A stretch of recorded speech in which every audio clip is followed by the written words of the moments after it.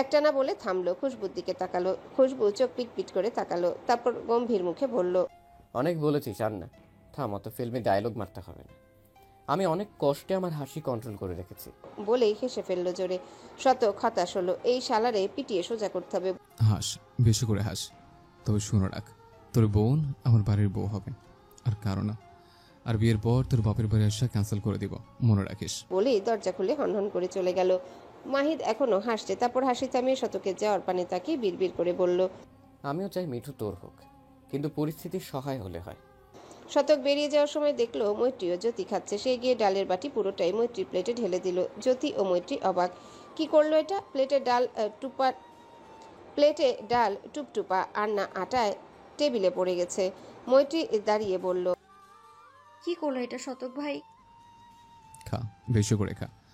আর কয়েকটা দিন বাপের বাড়ি, বিয়ের পর তো আসতে দেবো না, তখন কেমনে পাবি বাপের বাড়ির আদর? তাই বেশি করে গেল। কাল ঈদ, তাই আজকের পরিবেশটা উৎসব মুখর। রোজা তো 30টাই হলো, তাই আজ রাতে চাঁদ উঠলেও ঈদ, না উঠলেও ঈদ। আর চাঁদ উঠবে না কেন? উঠবে। সকলকে মেহেদি দিয়েছে দিনের বেলায়। মৈত্রীর মেহেদির হাত ভালো, অনেককেই দিয়ে দিয়েছে। জ্যোতি, হুমায়রা, শবনম রাতে দেবে, মৈত্রীকে দিয়ে বলে রেখেছে। বিন্দু আরও বিকেলেই দিয়েছে, তাদের অত ধৈর্য কই। কথাও তার হাতে মেহেদি পড়বে বলেছে, কবিতা পড়বে না, সে নিজেই পড়বে। কথা ও কবিতাকে নিয়ে শতক সহস্র শপিংয়ে গেছে। মৈত্রী শুনেছে হবু বউকে শপিং করাতে নিয়ে গেছে, এতে তার কি? আচ্ছা, কাল কি হয়েছিল? অমন করলো কেন? শতক ভাইয়ের খাওয়ার সময় কার উপর রাগ উঠলে ডালের বাটি ঠেলে দেয় পাতে। একবার তো খুশবু ভাইয়ের মাথায় ঠেলেছিল। ভাগ্যিস ডাল ঠান্ডা ছিল। এরই মধ্যে জ্যোতি এলো, পরনে সালোয়ার কামিজ, মাথায় ঘোমটা। দু একদিন হলো সালোয়ার কামিজ পরছে সে। সালোয়ার কামিজ একদম বাচ্চা বাচ্চা লাগে, তবে মানতে হবে জ্যোতি ভাবি দেখতে মাশাল্লাহ। আরে ননদিনী, কার কথা ভাবছো? কারো কথাই না। বুঝি বুঝি কার কথা ভাবছো। ডুবে ডুবে জল খাচ্ছো, আর আমরা বললেই সাঁতার জানি না। তা বিয়ে করছো কবে? ভাবে কি বলছো এসব? আমি তোমায় আগেও বলেছি আমি এসবে নেই। আর আস্তে কথা বলো, মা শুনতে পাবে। চুরের মন পুলিশ পুলিশ, হ্যাঁ? বলেই আরো হাসতে লাগলো। না, ভাবিকে বোঝানো সম্ভব নয়। রাত 10টা, মৈত্রী বসে আছে ঘরে। সকলকে মেহেদি দিয়ে তার হাতের 12টা বেজে গেছে। এখন সে মেহেদি দিবে, অত এনার্জি নেই। তাই দুই হাতের তালুতে পিঠে গোল করে দিয়ে আঙ্গুলের অগ্রভাগে দিয়ে ফ্যানের নিচে বসে। সুকালে ঘুমিয়ে পড়বে। গত রাতে ঘুম হয়নি অর্ণব ভাইয়ের জ্বালায়। রুবি তার কাছে ঘুমিয়েছিল, আর খুশবু ভাইয়ের সাথে অর্ণব রাতে একটু পরপর ফোন দিয়ে বলে, আমার বউ কি ঘুমিয়ে পড়েছে? তাকে মশা কামড়ায় না তো? মশারি টাঙিয়ে দিয়েছিস?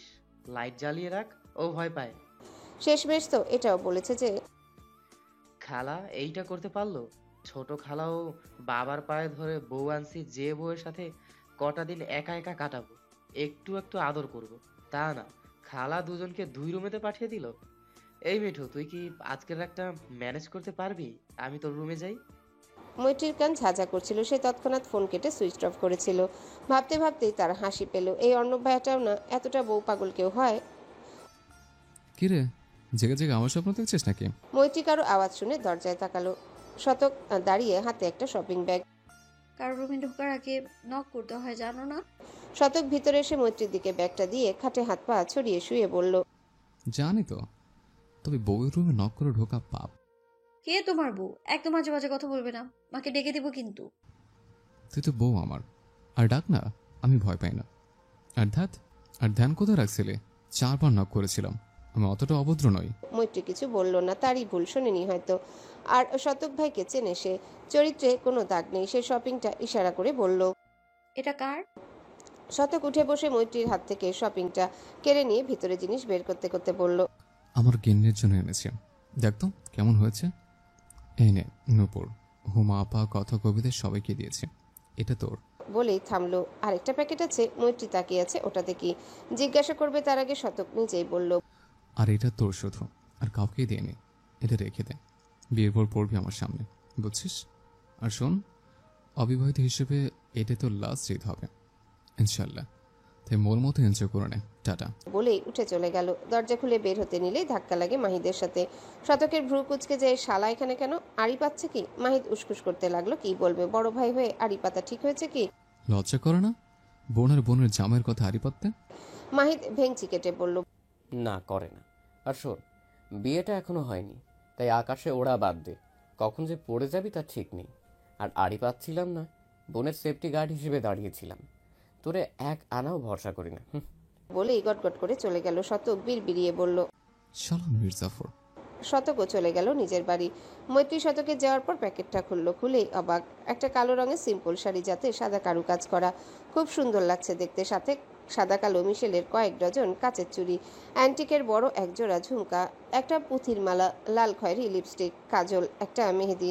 মৈত্রীর চোখে মুখে মুগ্ধতা। এসব তার জন্যে। OMG, এত খুশি লাগছে কেন? মৈত্রী বাথরুমে দৌড়ে গিয়ে হাত ধুয়ে এলো। কাপড়ের ভাঁজ খুলে দেখলো ব্লাউজ ও পেটিকোটও আছে। মৈত্রী খুশিতে লাফিয়ে উঠল। দৌড়ে দরজা বন্ধ করে শাড়ি পরা শুরু করলো। উপহার পেতে কার না ভালো লাগে। শতক মৈত্রীদের বাড়ি থেকে বেরিয়ে রাস্তায় এলো। রাস্তা পরেই তাদের বাড়ির পাশে আয়াতদের। সে বাড়ির কাছে গেলে কেউ ডাকলো তাকে ভাই বলে। সে আশেপাশে তাকিয়ে দেখলো না, কেউ নেই। সে বাড়িতে ঢুকতে নিলে আবারও শুনতে পায়, ওই তো সে স্পষ্ট শুনতে পারছে কেউ বলছে, ভাই দাঁড়াও, যেও না, কথা আছে। কে বলছে? কণ্ঠটা চেনা চেনা মনে হচ্ছে। একটু পরেই দেখলো আয়াত দাঁড়িয়ে। সে বলল, শতক ভাই, কথা আছে তোমার সাথে, খুবই গুরুত্বপূর্ণ। শতক ভাই, কথা আছে তোমার সাথে, খুবই গুরুত্বপূর্ণ। শতকের কপালে ভাঁজ পড়ল। কিসের কথা বল? আয়াত আমতা আমতা করলো। কিভাবে শুরু করবে, কোথা থেকে বলবে বুঝতে পারছে না। শতক ধমক দিল। চুপ করে আছিস কেন?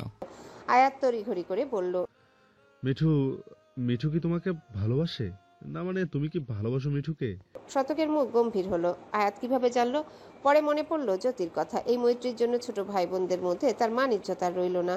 তোকে কে বলেছে এসব? আয়াত বলল বিপাকে। এখন কি বলবে যে জ্যোতি বলেছে? তবে আয়াতকে জবাব দিতে হলো না। শতকই বলল, বুঝেছি, জ্যোতি বলেছে। ঠিকই শুনেছিস। আর কিছু বলবি? আমি গেলাম, গুড নাইট।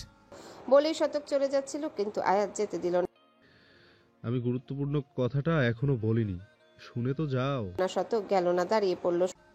কি? দেখো, ঠান্ডা মাথায় শুনবে ও রিয়াক্ট করবে। শতক চট করে বলল, এই, তুই আবার বিয়ে টিয়ে করেছিস নি তো? আমি কিন্তু গতবারের মতো একটুও সাপোর্ট করবো না, বরং জ্যোতিকে নিয়ে থানায় মামলা করে দেবো তোর নামে। আয়াত মাথা নেড়ে না করলো। আমি কোনো বিয়ে টিয়ে করিনি, তবে বিয়েরই ঘটনা। আসলে কিভাবে বলবো বুঝতে পারছি না। ছেড়ে কাছে আতুল রহমান। আয়াত দীর্ঘশ্বাস ছেড়ে বলল, মেজব্বা তোমার বিয়ের কথা ভাবছেন, পাত্রীও ঠিক করেছে। শতকের ভ্রু আপনা আপনি কুঁচকে গেল। কি বলছিস? এসব কবে হলো? আর পাত্রীকে? আয়াত ঢোক গিলে বলল, তোমার মামাতো বোন কথা। পরশু দোকানে মেজব্বা বড়ব্বাকে বলল তোমার নানার সাথে কথা বলতে। খুশবু ভাইয়ের বিয়ের পর খুব শীঘ্রই তোমাদেরটাও দিয়ে দেবে। শতক অবাকে শেষ চূড়ায়। এত বড় সিদ্ধান্ত নিল, বাবা আর তাকে জানানোর প্রয়োজন মনে করলো না। In details, start to the end, সবকিছু বলা আমায়। একটা কমাও যেন বাদ না যায়, খবরদার। আয়াত মাথা নেড়ে সবকিছু বলল। ওদিনকার ঘটনা শতক শুনে শক্ট হলো। এই জন্যে কি কাল রাতে খুশবু যোগ্যতার কথা বলল? এই ঘটনার পর বড় আব্বা কি রাজি হবে মৈত্রীর সাথে তার বিয়েতে? কেন মানবে না? সে গিয়ে বড়ব্বার হাত ধরে মৈত্রীকে চাইবে, দরকার পড়লে পা ধরবে, বাবাকে দিয়ে বলবে। তখন না মেনে যাবে কই? আর বড় আব্বা খাঁটি একজন মানুষ, পরিবার অন্তপ্রাণ। সে ভেবে নিয়ে আয়াতের দিকে তাকালো। কদিন হয়ে গেল এই ঘটনার? আয়াত হালকা হেসে বলল, এই তো আজ দিয়ে 2 দিন। বলার সাথে সাথে আয়াতের গালে একটা থাপ্পড় পড়ল। আয়াত অবাক, মারলো কেন তাকে? মারলে কেন আমায়? শতক কোমরে এক হাত রেখে অপর হাতে চিবুকের চাপ দাড়িতে বুলাতে বুলাতে বলল, 2 দিন পার হয়ে গেছে আর তুই আমায় আজ বলছিস? এই মাঠটা তার জন্য। ওই দিন বলা উচিত ছিল তোর। শেষ করে বাড়িতে ঢুকলো। আয়াত ওখানেই দাঁড়িয়ে, একটা হাত তার গালে। অতটাও জোরে পড়েনি, তবে মেরেছে তো। এই জন্যই বলে যেচে কাউকে উপকার করতে নেই। তবে সেও বুঝলো সত্যি আগে বলা উচিত ছিল। শতক বাড়ি ঢুকে বাবাকে খুঁজলো। বাবার সাথে কথা বলতে হবে শান্তিপূর্ণভাবে, ঠান্ডা মাথায়। নিশ্চয়ই তার কথা বুঝবে, তার অনুভূতিকে সম্মান করবে। আর বাবা তাকে জোর করবে না কোনো ব্যাপারে, সে জানে। বাবা মৈত্রীর কথা বললে বাবা বেজার হবে না, বরং আরো খুশি হবে হয়তো। এখানে তারও একটু ভুল আছে। বাবা মা তাকে এর আগে অনেকবার বলেছে কোনো পছন্দ আছে কিনা, কিন্তু সে এড়িয়ে গেছে। মৈত্রীটাও ছোট ছিল, কিন্তু না, আর চুপ করে থাকা যাবে না। শবনমের কাছ থেকে জানতে পারলো আব্বা ঘুমিয়ে পড়েছে, কিন্তু মা জেগে। তাই সে মায়ের কাছে গেল কিচেনে। সুলতানা ব্লেন্ডারে আদা রসুন দিয়েছে, কাল ঈদ লাগবে। তারপর আকিব আসবে, কত আয়োজন বাকি।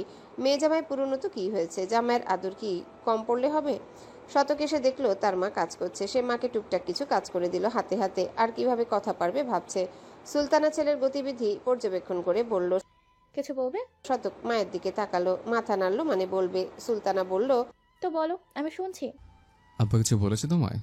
সুলতানার কপালে ভাঁজ পড়ে। কি বলবে? আব্বা নাকি আমার বিয়ের কথার সাথে ঠিক করেছে। সুলতানার হাত থেমে গেল। শতক কি বলল? কথার সাথে শতকের বিয়ে? কই শফি সাহেব কিছু বলেননি তো? কি বলছো? আমি তো কিছুই জানি না। আমাকে বলেনি তো। তোমায় কে বললো? শতক বুঝলো মা কিছু জানে না। আব্বা বড়বাকে বলেছে সব, নানুর সাথে কথা বলে সব ঠিক করবে। তা তোমার কি মত আছে? দেখো, বিয়ে তো করতেই হবে, বয়স পেরিয়ে যাচ্ছে। সময়ের কাজ সময়ে করা ভালো। শতক কিছুক্ষণ চুপ থেকে বলল, বিয়ে করবো না বলেনি তো? অবশ্যই করব, তবে কথা কেনা ওকে বোনের মতো দেখে। সুলতানা হাসলো। কথাকে বোনের মতো দেখো আর মৈত্রীকে বইয়ের মতো। দ্যাটস নট ফেয়ার সান। শতক চমকে মায়ের দিকে তাকালো। কি বললো মা? মৈত্রী সে ঘামতে লাগলো। মা? মাই হই তোর। তোর সব ভাবভঙ্গি আমার নখদর্পণে। আর মৈত্রীর কথা জানতে পারবো না ভাবলি কি করে? শতক অসহায় হয়ে দাঁড়িয়ে রইল। এখন কি বলবে মাকে যে জানোই যখন তাড়াতাড়ি বিয়েটা পড়িয়ে দিয়ে বাড়িতে আনো না? না, সে অতটা নির্লজ্জ নয়। সুলতানা ছেলেকে চুপ করে দাঁড়িয়ে থাকতে দেখে বললেন, কিছু বলছিস না যে? আমি কি মিথ্যে বলছি? শতক মাথা নেড়ে বলল। না, মিথ্যা বলনি। সুলতানা হাসলো, তারপর বলল, তো এখন কি করবি? বাবার পছন্দ করা মেয়েকে বিয়ে করবি নাকি অন্য কিছু ভাবছিস? শতক এক পলক মায়ের দিকে তাকিয়ে মাথা নত করে বলল, আমি কথাকে বিয়ে করতে পারবো না। শুধু কথা কেন, মৈত্র ছাড়া কাউকে নয়। সুলতানা সব মশলা বাটা ফ্রিজে রেখে হাত ধুয়ে আঁচলে মুছতে মুছতে বললেন, দেখ বাবা, সব বাবা মাই চায় তার ছেলে খুশি থাকুক, ভালো থাকুক। আমরাও তার ব্যতিক্রম নই। তুই যে মৈত্রীকে চাস সেটা আমি অনেক আগে থেকেই বুঝতে পেরেছি। ভেবেছিলাম এসে বলবি, কিন্তু না। ছেলে তোমার বড় হয়ে গেছে। যাই হোক, মৈত্রীকে ছেলের বউ করতে আমার কোনো আপত্তি নেই, বরং ভালোই হবে। সবাই ভাবে মৈত্রীকে আমি তেমন একটা পছন্দ করি না। এটা কিন্তু সম্পূর্ণ ভুল ধারণা। মৈত্রীকে আমার ভালোই লাগে বেশ। সব দিক দিয়ে পারফেক্ট, সব কাজ জানে, বড়দের সম্মান করে। কোনো কাজ বলে কখনো না নেই তার। খুবই ইমোশনাল, তবে উচিত জবাব দিতে পারে মানুষকে। সবাই বলে মায়ের মতো হয়েছে। না, সে মতিউর ভাইয়ের মতো পুরোপুরি। ভীষণ জেদিও, ভালো মেনে। থামলো সুলতানা। কিচেনে সবকিছু গুছিয়ে রাখতে রাখতে আবারও বলল, মেয়েটা ভালো, একটু বেশি। কখনো কখনো একটু একটু জেলাসি হয়। আমি কেন এমন না? আমি কিন্তু বাবার বাড়িতে কোনো কাজ করতাম না, আরে পারতামই না। এইবারই এসে শিখেছি। ভাবি সব শিখিয়েছে তাকে, অথচ শবনম কিছুই পারে না। আর একটা কথা, কখনো কখনো মৈত্রীকে জ্বালাতে আমার বেশ লাগে। বলেই হাসলো। শতক মায়ের দিকে তাকিয়ে পলক্ষীন। সুলতানা বললেন, কি হয়েছে? বউ হয়ে এলেও জ্বালাবো কিন্তু। কিছু বলতে পারবি না। সবাই ভালো হলে জমে। বলেই খিলখিলিয়ে হেসে উঠল। শতক মায়ের এক হাতে জড়িয়ে ধরে বলল, আই লাভ ইউ মা। সুলতানা হাসলো, কিছু বলল না। আব্বাকে একটু বুঝিয়ে বলো কেমন। আমি কেন বলবো? আমি ওসবে নেই, তোর কাজ তুই কর। শতক হেসে বলল, আমি জানি তুমি বলবে। আর আব্বা আমাকে না জানিয়ে কথাগুলো কেন? এটা আব্বা একদম ঠিক করেনি। তুই কি করেছিস? তোর আব্বা কতবার বলছে তোকে যে কোনো পছন্দ আছে নাকি? তুই তো হেয়ালি করে উড়িয়ে দিছিস। এখন সব সামলা। মা? এই একদম ম্যামা করিস না, ঘুমাবো আমি, যা। বলেই কিচেন থেকে বেরোতে নিলে দেখে শবনম দাঁড়িয়ে। শতক ঘাড় ঘুরিয়ে দেখলো। শবনম গম্ভীর মুখে বলল, বাহ মা, ছেলে মিলে বউ ঠিক করে নিলে, তাও আবার মৈত্রীকে। আমাদের জানানোর প্রয়োজন মনে করলে না? সুলতানা দুই হাত বুকে গুজে বলল, তোরা বাপ মেয়ে মিলে যে বিয়ে ঠিক করলি আমাদের জানিয়েছিস? শবনম এবার শান্ত হলো। আমতা আমতা করে বলল, আমরা তো সারপ্রাইজ দিতে চেয়েছিলাম। তাছাড়া তোমার ছেলে বিয়ের কথা উঠলেই নানা করে। আর আকিবেই বুদ্ধি দিল, আর ওই তো কথার কথা বললো আব্বাকে। শতক মনে মনে ভেঙচি কাটলো। ওহ, এটা দুলা ভাইয়ের কাজ। আসুক, ঈদে 12টা বাজিয়ে ছাড়বে। তার জীবন নিয়ে লুডু খেলা দেখে নেবে। আকি বুদ্ধি দিয়েছে। সে যাই হোক, আমাকে বললে কি হতো? কিছুই না, তোমার ভাইয়ের মেয়ে যদি ভান্ডিজ দাও, তাই বলিনি। আমার ছেলের বিয়েতে আমি ভাঙচি দেব? অবাক হয়ে বলল সুলতানা। শবনম হেসে বলল, আব্বা আগে নানার সাথে কথা বলতে চেয়েছে। তারা যদি নিজেদের মধ্যে বিয়ে দিতে না চায় তখন তুমি মন খারাপ করতে পারো। তাই যদি স্বীকার হয় তবেই তোমাকে বলবো ভেবেছিলাম। আচ্ছা ভালো, তবে এখন আর কথা পারিস না। শতকের জন্য মৈত্রী ঠিক আছে। শবনম গম্ভীর হয়ে গেল। ওর জন্য বাবা আমায় মেরেছিল? শতক মুখ কুচকে বলল, ও তখন ছোট ছিল, আর ওর জন্য মার কাছে তুই আপা। ওটা একটা ছোট অ্যাক্সিডেন্ট ছিল। সেখানে না তোর ভুল ছিল না মৈত্রীর। মা দেখো, বিয়েই হয়নি তার আগেই তোমার ছেলে বউয়ের হয়ে কথা বলছে। তবে যাই বলো, মৈত্রী এইবারের বউ হলে ভালোই হবে। একটু প্রতিশোধ নেওয়া যেত, রায়বাঘিনী ননদিনী। সবসময় ওর সাথে তুলনা করা হয় আমার। ও ওটা পারে, তুই কিছুই পারিস না। শতক শবনমের মাথায় চাটি মেরে বলল, আমি বিয়ে করার পর তোর বাপের বাড়ি আসা বন্ধ আপা। আর তুই মৈত্রীর নরদিনে না শ্বাস হবি, বুঝলি মাথা মোটা। আর শোন, তোর জামাই একবার আসুক, ডালের পাতিলে চুবিয়ে মারবো, ষড়যন্ত্র করা বের করব। বলেই চলে গেল। মা, তোমার ছেলে বিয়ে হলে বউয়ের আঁচল ধরে থাকবে। আর 100 বাচ্চা। শোন, আমার জামাইয়ের পেছনে লাগলে মৈত্রীর মাথার একটাও চুল থাকবে না বলে দিলাম। সুলতানা হতাশ হয়ে চলে গেল। মেয়েটা জামাই পাগলা, ছেলেটাও বউ পাগলাই হবে। আর সহস্র, সে তো এখন বউ চায় মিছিল বের করে। ঈদ ইসলাম ধর্মীয় অনুসারীদের একটি আনন্দময় দিন, ঈদ খুশির দিন। রমজানের দীর্ঘ 1 মাস রোজার পর আসে ঈদ উল ফিতর। এই ঈদকে ঘিরে সকল মানুষের অনুভূতি কাজ করে। ঈদকে ঘিরেই তো প্রতিটা মানুষের কত শত কেনাকাটা। ঘর থেকে দূরে থাকা মানুষের প্রিয় মানুষের টানে ঘরে ফেরার তাড়না। ঈদের দিন সকলেই প্রিয় মানবের সান্নিধ্য চায়। সেই প্রিয় মানব হতে পারে ছেলে মেয়ে, মা বাবা, ভাই বোন, স্বামী স্ত্রী। যার টানে সে দূরে থাকতে পারে না। একজন নিঃসঙ্গ মানুষ বোঝে ঈদের দিন বা যে কোনো বিশেষ দিনে আপন মানুষের জন্য কতটা পরাণ পুড়ে। আমরা আপন মানুষ ছাড়া বিশেষ দিন তো ছাড়ো একটা সাধারণ দিন কল্পনা করতে পারি না। অথচ তারা নিঃসঙ্গ, অনাথ। মহান রাব্বুল আলামিন তাদের ধৈর্য দিন, তাদের নিঃসঙ্গতা দূর করুক, তাদের সর্বদা সুখে রাখুক। ঈদের দিন সকালবেলায় গৃহিণীদের রান্নার ধুম পড়ে। নানা ধরনের খাবার তারা বানায়। সেমাই, লাচ্ছা, সুজি, পায়েস, পোলাও, কোরমা, বিরিয়ানি ইত্যাদি পছন্দের খাবার তৈরি করে। লাচ্ছা, সেমাই, পায়েস, সুজি ইত্যাদি মিষ্টি জাতীয় খাবার আগে তৈরি করে রাখে। মাঠে যাওয়ার আগে বাড়ির পুরুষেরা মিষ্টি মুখ করে যায়। অর্ণব আর রুবি কাল বিকেলেই চলে গেছে, বাড়িতেই ঈদ করবে তারা। খাদিজা বেগম লাচ্ছা সেমাই বানাচ্ছে আর মৈত্রী পায়েস রান্না করছে। মৈত্রীর হাতের পায়েস অসাধারণ, ছোট বড় সবাই খাবে, তাই বেশি করে রান্না করছে মুচকে যাওয়া পা নিয়ে। হাঁটতে একটু কষ্ট হয় আর কোমরের ঘা শুকিয়েছে। খাদিজা বেগম একা একা এত সব রান্না করবে আর মৈত্রী বসে থাকবে? কখনোই না। তার হাত পা নিষ্পিস করছিল কাজ করতে, তাই বসে পড়েছে। খাদিজা বকলেন, কিন্তু মতিউর রহমান তাকে থামিয়ে বলে, আমার আনবো, তুমি না করছো কেন? মাঝারি সাইজের টুলে বসে আপনি পায়েস রাঁধেন আম্মা। আপনার হাতের পায়েস ছাড়া ঈদ জমে? ব্যাস মৈত্রী শুরু করলো। আরজু তার পাশে বসে দেখছিল রান্না করা।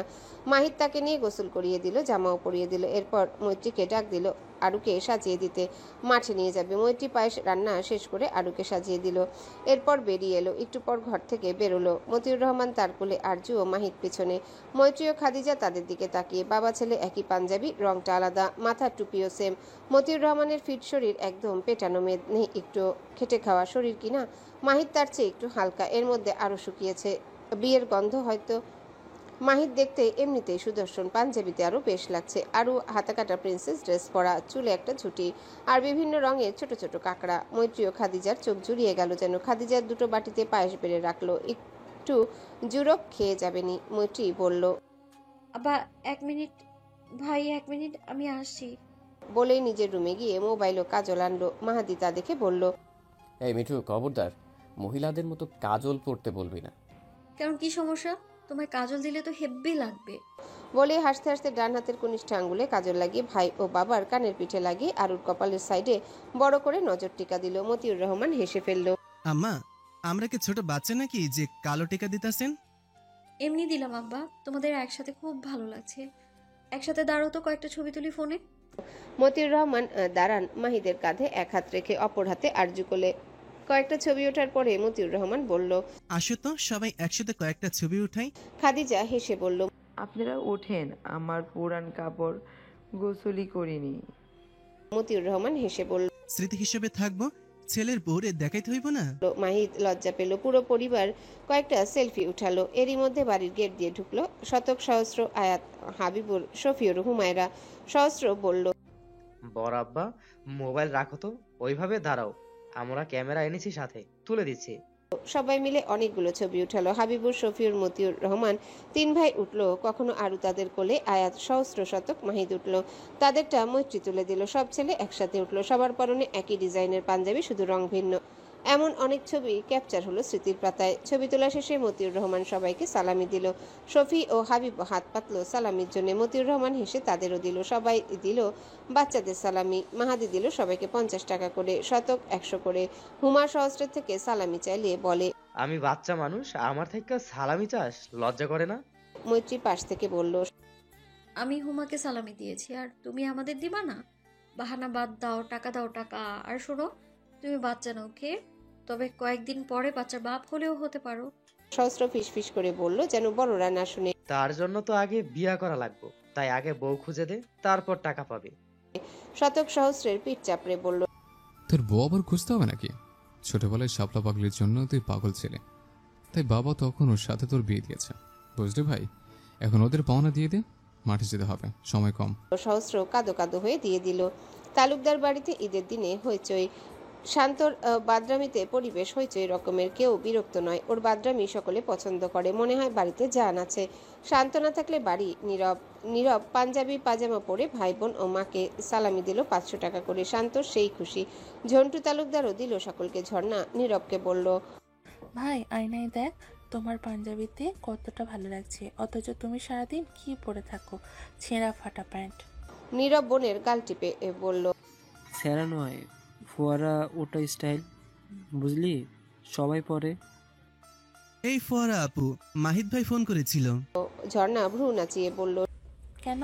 শান্ত 32 পাটি দাঁত বের করে হেসে বলল, বারে দুলা ভাই আমার, আমি একমাত্র শালা, তার পকেট পুরো ফাঁকা করার হক আমার আছে। বেলা 11:30। পরিবেশটা শীতল, যদিও রোদে ঝলমল করছে চারিপাশ।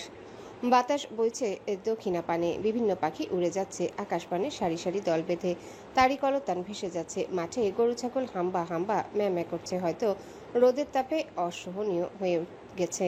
কেউ কেউ নিজের গরুর পাল মাঠের পাশের গাছের বাগানে বেঁধে অন্যের গরু ছাগলও বাঁধার জন্য টানছে, কিন্তু ওরা আসছে না, হয়তো মালিক অচেনা বলে।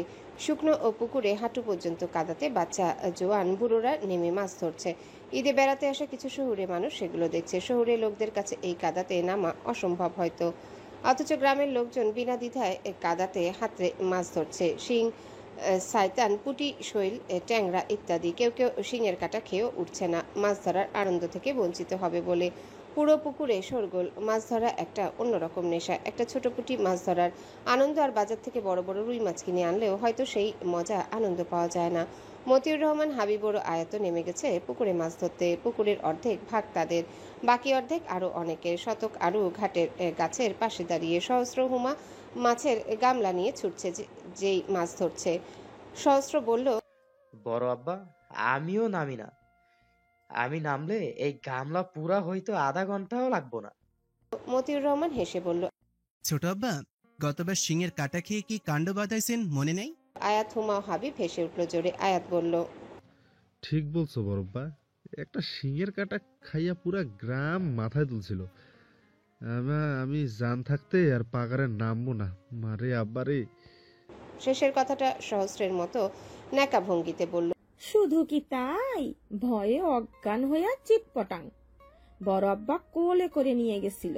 মেজ আম্মা তো বকতে বকতে মুখে ফেনা তুলে ফেলেছিল। তবে মেজ আব্বা কিন্তু সেই রকম একটা কাজ করছে, অজ্ঞান হাজার ভাইকে এক চড়ে জ্ঞান ফিরাইছে। বলেই হাসতে লাগলো। এবার শতক ও আরুও হেসে ফেললো জোরে। আরু হেসে মুখ ভেঙচে বলল, হাজার ভাই। সহস্র রেগে পুকুরের থেকে কাদা হাতে তুলে আয়াতের দিকে ঢিল ছুঁড়ে মারল। কাদা আয়াতের মুখে মাথায় মেখে গেল। এক থাবা কাদা হুমার মাথায় ফেললো। শতকের দিকে মারল এক থাবা, কিন্তু শতক আগে সতর্কতা অবলম্বন করে বেঁচে গেল। আয়াত উঠে এসে সহস্রকে ধাক্কা দিয়ে কাদায় ফেলে বলল, মাছ মার, এখন গড়াগড়ি খেয়ে। সবাই হাসলো। গ্রামের সকলে ও কদিনের অতিথিও দেখলো তাদের ভালোবাসাময় খুনসুটি। আজকাল তো দেখাই যায় না এমন মেলবন্ধন। ঈদের দ্বিতীয় দিন। ঈদের দিন পার হয়ে গেলেও ঈদের আমেজ শেষ হয়ে যায়নি। কেউ হয়তো মেহমান হয়ে কারো বাড়িতে, অথবা মেহমান হয়ে কেউ না কেউ বাড়িতে এসেছে। দুপুরের দিকে শবনমের মামারা এসেছে। শবনমের মায়েরা 2 ভাই 1 বোন। সুলতানা মেজো, তার 2 ভাই সুলতান মির্জা ও সোলাইমান মির্জা। সুলতান সবার বড়, তার স্ত্রী কণিকাও 2 মেয়ে, কথা ও কবিতা। সুলতান আবার শফিউরের ক্লাসমেট বন্ধু। সুলতান মির্জা ব্যবসায়ী আর সুলাইমান কলেজের অধ্যক্ষ। তার এক ছেলে সাহিত্য, এক মেয়ে স্বপ্ন। তারা বেশ স্বনামধন্য বিত্তশালী পরিবার। তারা সকলেই এসেছে, হুট করে আসেনি। মতিউর রহমান কল করেছিলেন, শতকার কথার সম্বন্ধ নিয়েও কিছু আলাপ হয়েছে, তাই এসেছে সকলে। সুলতান মির্জা আপাদমস্তক গম্ভীর মানব। মতিউর রহমানের ব্যবহার, কথাবার্তা, আচরণ তার পছন্দ। মতিউর রহমানের আচরণ ন্যায় নিষ্ঠায় মুগ্ধ হয়ে বোনের বিয়ে এই শফিউর নামক জোকারের সাথে দিয়েছে। শফিউর তার কাছে পুরাই দুষ্টু গরু, যার মাথায় শয়তানি বুদ্ধি। শফিউর কল করলে সে মুখের উপর মানা করে দিত। কিন্তু মতিউর ভাই সুলতান মির্জার বাবা আসেনি, সবাই সোফায় বসে আছে। দুপুরের খাওয়া দাওয়া শেষ অনেক আগে। সুলতান মির্জার সামনেই বসে মতিউর রহমান। শফিউর ভাইয়ের পাশে দাঁড়িয়ে বসার সাহস হচ্ছে না। এই বেটা সুলতান তার জমশত্রু, তার উপর সুলতানা কি বলল, তার মাথা ঘুরছে। তার নিজের ছেলে এভাবে বাস দিবে জানলে কখনোই বিয়ের কথা মাথায় আনতো না। সব দোষ জামাইয়ের। দেখ কি সুন্দর করে বসে আছে সুলাইমানের পাশে, এখন ভাইকে কিভাবে বলবে? সবার সামনে চর না খেতে হয়। হাবিব বসে ভাইয়ের পাশে। আকিব বেশ খুশি মনে কথা বলছে মামা শ্বশুরের সাথে। শবনম রুমে বসে শতককে ফোন করেছে। এই শতক দুপুর থেকে নেই, বন্ধুদের সাথে বেরিয়েছে, ফোনও ধরছে না। কথা ও কবিতা মায়ের কাছে বসে দুজনেই শখ। কথা আর শতকের বিয়ের ব্যাপারে কথা হচ্ছে। কবিতার মেঝেতে গড়াগড়ি খেয়ে কাঁদতে মন চাইছে। আরে যাকে জামাই হিসেবে স্বপ্ন দেখেছে সে হবে দুলাভাই, তার কপালটাই ফুটা। সাহিত্য আয়াতের সমবয়সী, আবার বন্ধুও। তাছাড়া দুজন একই ভার্সিটিতে পড়ে, শুধু ডিপার্টমেন্ট আলাদা। আয়াত সহস্র ও সাহিত্য ঘুরতে বেরিয়েছে, স্বপ্ন ছোট ক্লাস 3-তে আকিবের কোলে বসে। ড্রয়িং রুমের নীরবতা ভেঙে সুলতান মির্জা বললেন, মতিউর ভাই, আপনাকে আমি বড় ভাই মানে। আপনার জায়গায় ওই বদমাসটা ফোন করলে মুখের উপর মানা করে দিতাম। শফিউর রহমানের মুখে মনে হয় কেউ ঝামা ঘষে দিল। শালা, দেখে নিব তোকে। ভার্সিটির কথা মনে নেই? মতিউর হাসলো। সুলতান মির্জা গলা পরিষ্কার করে বলা শুরু করলেন, সে যাই হোক, প্রস্তাবটা মন্দ নয়। শতক ঘরের ছেলে, সব দিকেই ভালো। যে কোনো ভদ্রলোক মেয়ে দিতে প্রস্তুত। বাপের মতো হয়নি বড় ছেলেটা, তবে ছোটটা বাবার মতোই। আমার মেয়ে কথার জন্য শতক ভালো পাত্র বটে, তবে আমার কিছু শর্ত আছে। আসলে শুধু আমার না, বাবারও। কথা বাবার বেশ আদরের তো। বলেই থামলো। মতিউর রহমান চিন্তায় পড়ল। শর্ত? কেমন শর্ত দেবে সুলতান? শফিউর রহমান মনে মনে মির্জা গোষ্ঠীর পিণ্ডি চটকালেন। সব গাধার দল, তোদের শর্ত মানতে নিকুচি করেছে, এখনই মানা কর না শালা। মতিউর রহমান বললেন, সুলতান সাহেব, মেয়ে আপনার, সিদ্ধান্ত আপনাদের। আমরা শুধু প্রস্তাব রেখেছি, আপনাদের মন মতন হলে এগিয়ে যাবেন। কোনো রকম জবরদস্তি তো নেই তো? আমরাই তো। আপনি নির্দ্বিধায় বলতে পারেন শর্ত। সুলতান মির্জা হাসলো। এই কারণে মতিউর রহমানকে পছন্দ তার। আসলে আপনারা তো জানেন কথা, শমিনুল্লাহ মেডিকেলে পড়েছে, শেষ বছর, এরপর ইন্টার্ন। আর শতক এখানে। আবার ভাববেন না ঘর জামাইয়ের প্রস্তাব দিচ্ছে। আমি বলছি শতক এখানে একটা স্কুলে মাস্টারি করছে, এটা ভালো কাজ। I appreciate that. কিন্তু ও আরও বেটার কিছু ডিজার্ভ করে, ঢাকায় আরও ভালো চাকরি পাবে। তাই আমি চাই বিয়ের পর শতক ঢাকায় সেটেলড হোক। মতিউর রহমান মুখটা গম্ভীর হয়ে গেল। সে জানে এই প্রস্তাব শতক কখনোই মেনে নিবে না। সে সুলতানের দিকে তাকালেন। সুলতানার মুখে হাসি নেই, হয়তো সেও চায় না ছেড়ে দূরে যাক। মতিউর রহমান বললেন, একজন বাবা হিসেবে আপনার মতামতের গুরুত্ব অপরিসীম, তবে আমাদেরও তো ভাবতে হবে। মেজো আব্বা মনে হয় না মানবে। আমরা তার সাথে কথা বলে দেখব।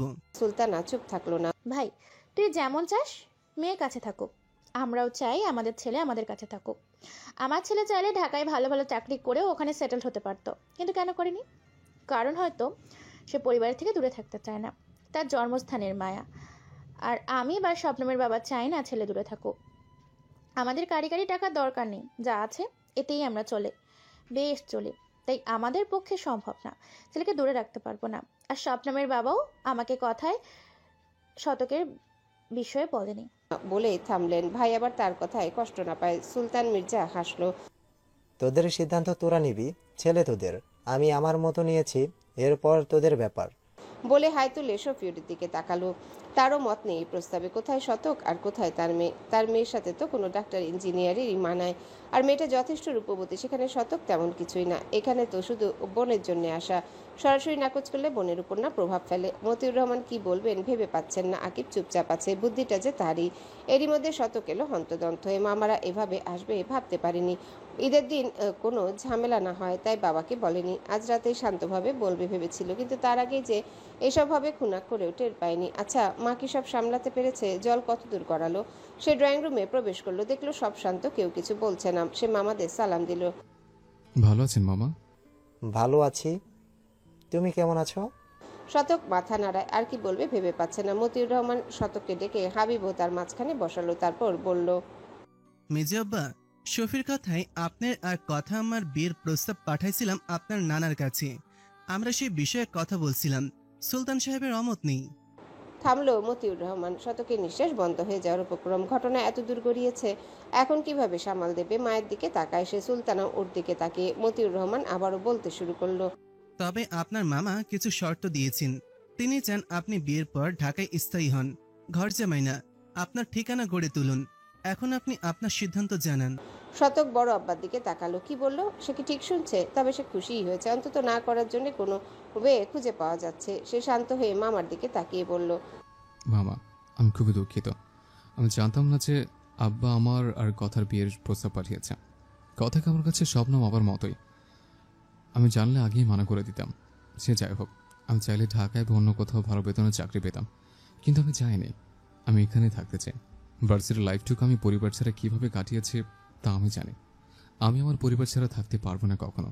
আর সবচেয়ে বড় কথা হলো, এই বিয়ের বিষয়ে আর যেন কথা না হয়। শতক একবার ভাবলো এই ফাঁকে বড় আব্বার কাছে মৈত্রীর হাতটা চাইবে, কিন্তু পরে ভাবলো না থাক, মামারা অপমানিত বোধ করতে পারে। আর তাছাড়া এখন এসব কথা বললে বড় আব্বাও নারাজ হতে পারে। মতিউর রহমান শফিউরের দিকে তাকালো। গাধাটাকে একটা থাপ্পড় মেরে দিতে মন চাইছে। হতচ্ছাড়া, ছেলের বিয়ে দিবি, মেয়ে পছন্দ করেছিস সঠিক আছে, কিন্তু ছেলের মত নিবি না? এখন যদি সুলতান সাহেব শর্ত না দিতেন, সরাসরি রাজি হতো, তাহলে কেমন হতো? না, শফিকে কিছু শোনাতে হবে। কথা স্বস্তির নিঃশ্বাস নিল। যাক বাবা, বাঁচা গেল। শতক ভাই আর সে কেমনে কি হতো? কবিতা খুশি হতে গিয়েও হতে পারল না। এখন কি আর তার সাথে শতক ব্রোর কিছু হওয়া সম্ভব? বড় বোনের সাথে বিয়ের কথা উঠেছিল, আবার বাবার সত্ত্বেও মানবে না দায়াত। তারা শতক ব্রোর কোনোভাবেই পসিবিলিটি নেই। নতুন ক্রাশ খোঁজা লাগবে। তালুকদার বাড়িতে বিয়ের ঝুম পড়েছে। বাড়িতে মেহমানদের আনাগোনা একটু বেশি। বাবা, ভাই, চাচা, মা, খালা সকলেই নানান কাজে ব্যস্ত। কাল দিন বাদে বাড়ির একমাত্র মেয়ের বিয়ে বলে কথা। ঝন্টু মিয়ার একটাই কথা, আমার একমাত্র আদরের মেয়ের বিয়ে। যত টাকা লাগে লাগুক, কোনো কিছুর কমতি যেন না হয়। সব ঠিকঠাক হওয়া চাই। ঝর্ণার নানার বাড়ি, দাদার বাড়ি, সকল মানুষের উপস্থিতিতে বাড়ির পরিবেশ একদম যা তা। একটু নীরবতা নেই। নীরব চিল্লাচিল্লি করছে সবাইকে বাড়িতে সব কাজ ঠিকঠাক করতে, বাড়ি সাজাতে। ঝর্ণা নিজের রুমে দরজা লাগিয়ে বসে আছে। কাজিনদের সাথে তার তেমন ভাব নেই। সে একটু বোকা, কোনো জোকস বললে বুঝতে দেরি করে, আড্ডা দিতে পারে না, প্রশ্ন করে বেশি, ইত্যাদি ইত্যাদি কারণে তাকে আড্ডায় নেয় না। একটু স্পেস রেখে চলে। ঝর্ণার প্রথমে খারাপ লাগলেও এখন সয়ে গেছে। সে একাই ভালো। তার ভাইরা তার বোকামি ভালোবাসে, তার সাথে আড্ডা দেয়। ঝর্ণা হাসলো। মাহিদের কথা মনে পড়লো। আচ্ছা, সে এখন কি করছে? পড়ছে মনে হয়। সেদিনের পরে অনেকবার কথা হয়েছে ফোনে। যতবার জিজ্ঞাসা করছে কি করছেন, তার একটাই জবাব, পড়ছি। ঝর্ণা মাহিদের কথা ভাবতে ভাবতে মুচকি মুচকি হাসতে লাগলো। ঝর্ণার কেমন যেন অদ্ভুত রকমের ফিল হচ্ছে। হাত পা ঠান্ডা হয়ে যাচ্ছে, তো আবারও ঘেমে যাচ্ছে। কখনো অসহ্য গরম লাগছে, তো কখনো ঠান্ডা। কী সব হাবিজাবি চিন্তায় মাথা ভো ভো করছে। কিছু খেতে পারছে না। পছন্দের খাবার এই 2 লোকমা খেলে স্বাদ পাচ্ছে না, খেতে ইচ্ছা করছে না, জ্বর জ্বর ফিল হচ্ছে। আচ্ছা, সে কি মরে যাচ্ছে ক্রমশ? ঘড়িতে সকাল 11টা বাজে। নিত্যদিনের তুলনায় বাজারে ভিড় চোখে পড়ার মতো। যেমন গাড়ি ঘোড়া তেমনি জনগণ। গাড়ি ভাড়াও ডাবল। ঈদের মৌসুম চলছে কিনা। কথা, কবিতাও স্বপ্ন এসেছে বাজারে টুকটাক কিছু শপিং করতে। কাল বাড়িতে বিয়ে বলে কথা। কথার ছোট চাচা চাচি ও সাহিত্য চলে গেছে বাড়ি। সুলতান ও কণিকা রয়ে গেছে। বিয়ের পরদিন যাবে সবাই। কবিতা বক বক করেছে ও স্বপ্নকে এটা ওটা বুঝিয়ে দিচ্ছে। স্বপ্ন প্রথমবার গ্রামে এলো, কিছু চিনেই না, জানবে কিভাবে? হাঁটতে হাঁটতে ওরা দেখলো সামনের রাস্তায় কিছু একটা ঘটেছে। চিল্লাচিল্লি শোনা যাচ্ছে মানুষের ভিড়ে। ওরা একটু এগিয়ে গিয়ে দাঁড়ালো। কথা উকিঝুঁকি দিয়ে দেখার চেষ্টা করলো কোনো দুর্ঘটনা ঘটেছে কিনা। তখনই ভিড়ের মাঝে একটা অল্প পরিচিত মুখ দেখতে পেল। কথার চোখ বড় হয়ে গেল। কবিতা বোনের হাবভাব দেখে বলল, সিস, হোয়াট হ্যাপেন? তুমি মটকা মেরে গেলে কেন? স্বপ্ন অবুঝ মনে প্রশ্ন করলো। কবিতা ধমক দিল, তোর প্যাকপ্যাকানি অফ কর। আর সিস, তুমি বলো। স্বপ্নের মনে আরেকটি প্রশ্ন উদয় হয়, এই প্যাকপ্যাকানি কি? কিন্তু জিজ্ঞাসা করার সাহস হলো না। কবিতা আপুর মাথা গরম। কথা কিছু বলল না। সে রোবটের মতো এগিয়ে গেল ঘটনাস্থলে। দেখলো একটা বাইক উল্টে পড়ে আছে, পাশেই অটোরিকশা দাঁড়ানো, যার গ্লাস সব ভাঙা। সব পরিচিত মানবটি একটা লোকের কলার ধরে একটা ঘুষি মেরে দিল। অপর প্রান্তের লোকটিও থেমে নেই। সেও চেষ্টা করছে পাল্টা জবাব দেওয়ার, কিন্তু বিশাল দেহের শক্তিশালী ব্যক্তির সাথে পেরে উঠছে না। আশেপাশের লোক থামানোর চেষ্টা করছে কিন্তু পারছে না। কথা অবাক হয়ে দেখছে। ফার্স্ট টাইম সরাসরি মারামারি দেখছে। তার হাত পা কাঁপতে লাগলো। পরিচিত লোকটার কপাল থেকে তাজা রক্ত গড়িয়ে পড়ছে। আরও কি কোথাও লেগেছে? তার বুকটা হঠাৎ ভারী হতে লাগলো। সে এগিয়ে গেল আরও। ঘটনাস্থলে সব পুরুষ মানুষ, সে একাই। কবিতাও স্বপ্নটা হয়তো পিছনে। সে অস্বস্তি নিয়ে এগিয়ে গেল। তাকে দেখে কেউ কেউ বাঁকা নজরে চেয়ে আছে। সে তোয়াক্কা না করে পরিচিত লোকটার পেছনে দাঁড়িয়ে তার হাত টেনে ধরে বলল। কথার কণ্ঠনালী কাঁপলো বোধহয়। ঝামেলার মাঝে সবাই একটা মেয়েকে দেখে অবাক। অবাক স্বয়ং লোকটিও। লোকটির ধমকানোর মাঝে নিজের হাতে টান পড়েও কোমল নারী কণ্ঠ শুনে তড়িৎ বেগে ফিরে তাকালো। তাকাতে অবাকের শেষ পর্যায়ে সে প্রায় ধমকের স্বরে বলল, আপনি এখানে কি করতেছেন? যান, এখনই বের হন এই বিষ থেকে। কথা ছাড়ল না হাত। না ধমকে ভয় পেল। সে তো ক্ষত দেখতে ব্যস্ত। লোকটার কনুইও হাতের বিভিন্ন জায়গায় ছিলে রক্ত পড়ছে। ভালোই লেগেছে হয়তো। আশ্চর্য, লোকটা ব্যথা পাচ্ছে না নাকি? অথচ কথার খারাপ লাগছে। সে এবার কাঁপা কাঁপা গলায় বলল, যাবই তো, আপনিও চলুন, রক্ত ঝরছে তো, প্লিজ চলুন। নীরব নীরব এইটুকুন কুচকে মেয়েটাকে নাম ধরে ডাকতে দেখে মুখ কুচকে ফেললো। সে এসেছিল বোনের জন্য কিছু জিনিস কিনতে। তার মধ্যে একটা অটোওয়ালা রং সাইড থেকে এসে বাইকে মেরে দেয়। বাইকটা গেছে মনে হয়। তার নিজেরও লেগেছে। সব মিলিয়ে রাগ মাথা চারা দিয়ে উঠেছে। এই ব্যাটা অটোওয়ালাকে কয়েকটা দিয়েছেও, কিন্তু লোকটা নিজের দোষ মানতেন নারাজ। উপরন্তু গলাবাজি করছে। ভাবা যায় নীরবের সাথে গলাবাজি? হয়তো তাকে চেনে না, অন্য গ্রামের। নইলে এতক্ষণে পা ধরে বসে থাকতো। ভাবনার মাঝে পুনরায় হাতে টান পড়লো। হাতটা জ্বলছে। তাড়াতাড়ি চলুন না। আশ্চর্য তো, মেয়েটা এমনভাবে বলছে যেন সে তার জামাই লাগে। আরে চেনেই তো না তেমন সেই মেয়েটাকে। নামটাও মনে নেই। ধ্যাৎ বাল। আশেপাশের লোকজন কেমন তেচরা নজরে দেখছে। না জানি কি ভাবছে। আপনি যান, আমি পরে যাব। ঝামেলা মিটাইয়া। এখানে সব পুরুষ, আপনারা মানাইতেছে না। মেয়েটা তো নড়ল না। আটসাট বেঁধেই যেন এসেছে নিয়েই যাবে। আপনি আহত, চলুন বলছি। আরিব্বাস ধমকের সুরে বলল, না। আর এই মেয়ে তো মহাধরিবাজ। আহত সে, অথচ চোখ মুখ দেখে মনে হচ্ছে সেই ব্যথা পেয়েছে। নীরব হতাশ হলো। মাথাটা ভন ভন করছে। যাওয়া যাক। আশেপাশে তাকিয়ে হাতটা ছাড়িয়ে নিয়ে চলে গেল। সাথে অটোওয়ালাকে চোখ রাঙাতে ভুলল না। কথা খুশি হলো। নীরবের পিছু পিছু সেও চলল। এসব দূর থেকে দেখে কবিতা ফ্যাল ফ্যাল করে তাকিয়ে আছে। ঝামেলা দেখলে জ্বর চলে আসা তার বোন খোদ ঝামেলার মধ্যে ঢুকে ঝামেলা বের করে ঝামেলার পিছু চলছে। সে স্বপ্নকে কোলে নিয়ে বলল, মিনিসিস, let's go. I think something is something. স্বপ্ন ফ্যাল ফ্যাল করে তাকিয়ে সে কিছুই বোঝেনি। কথা বুঝলো না নীরব কোথায় যাচ্ছে। সে বলল, কোথায় যাচ্ছেন? একটা ফার্মেসিতে চলুন। নীরব হাঁটা থামিয়ে পিছনে ঘুরে দাঁড়ালো। সামনে কথা হতচকিত দাঁড়িয়ে। মিনি সাইজের একটা মেয়ে তাকে হুকুম করছে। আপনার সাহস দেখে আমি আশ্চর্য হইতেছি। আপনি আমারে হুকুম দেন? কথা আমতা আমতা করলো। সে কখন হুকুম দিল? সে মিনমিন করে বলল, আমি হুকুম দিইনি তো। আপনার ব্লাড লস হচ্ছে, তাড়াতাড়ি বন্ধ করতে হবে তাই। আমার বাইক ওইখানেই পড়ে আছে। আগে দোকানে যাব, চাচাকে পাঠাইয়া বাইক গ্যারেজে নেব, তারপর ডাক্তার দেখাইব। বুঝাইতে পারছি? আপনি যান এখন। না না, আমি থাকি। আর আপনার চাচাকে ফোন করে বললেই তো হয়, সে নিয়ে যাবে বাইক। আপনি আমার সাথে ফার্মেসিতে চলুন প্লিজ। নীরবের চোখ ছোট ছোট হয়ে এলো। এই মেয়েটা একটু বেশি করছে না? তবে সেও ভেবে দেখলো কথাটা মন্দ নয়। শরীর ব্যথা করছে প্রচুর। আপনার ফোনটা দিন আর চলুন। কথা ফোনটা দিল। নীরব ফোন দিয়ে চাচাকে কল করে সব বলল। তারপর একটা ওষুধের দোকানে বসলো। দোকানদার তার চেনা। তাকে দেখে উঠে এসে কিছু বলবে এর পূর্বে কথা লোকটিকে বলল, ফার্স্ট এড বক্সটা দিন তাড়াতাড়ি, আর একটা ব্যথানাশক ইঞ্জেকশনও দিবেন। লোকটিও নীরবের মুখ হা হয়ে গেল। সে দিল বক্সটা। কথা সেটা নিয়ে নীরবকে টুলে বসিয়ে তুলোয় স্যাভলন ভরিয়ে রক্ত পরিষ্কার করে দিল। জ্বলনিতে নীরব মুখটা সরিয়ে নিতে চাইলে কথা অন্য হাত দিয়ে তার চিবুক ধরে কপালে ফু দিল। এরপর সুন্দর করে ড্রেসিং করে দিল। পা ও হাতের জখমেও ড্রেসিং করে দিল। পুরোটা সময় নীরব নীরবতা পালন করে কথার কাণ্ড কারখানা দেখলো মনোযোগ দিয়ে। মেয়েটা তার জন্য উদ্বিগ্ন বেশ। আচ্ছা কেন? তারা একে অপরকে চেনেও না। তবে মেয়েটি দেখতে মাশাআল্লাহ। কাজল দেয়া টানা টানা চোখ, সরু নাক, দাগবিহীন কপলদ্বয়, আর ওষ্ঠাধর খানিকটা মোটা, তবে গোলাপি বর্ণের। না, এটা কোনো প্রসাধনীর ছাপ নয়, কৃত্রিম।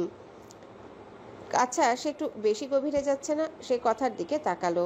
দোকানদারের থেকে কিছু নিয়ে সিরিঞ্জে ভরছে।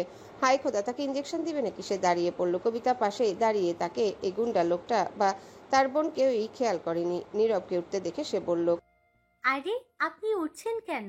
কথা বোনের কথা শুনে এদিকে ফিরল। নীরবকে উঠতে দেখে বলল, আরে উঠবেন না, ইঞ্জেকশনটা দিয়ে দিই আগে, নাহলে পরে ব্যথা করবে, জ্বর আসবে। নীরব নাকচ করলো।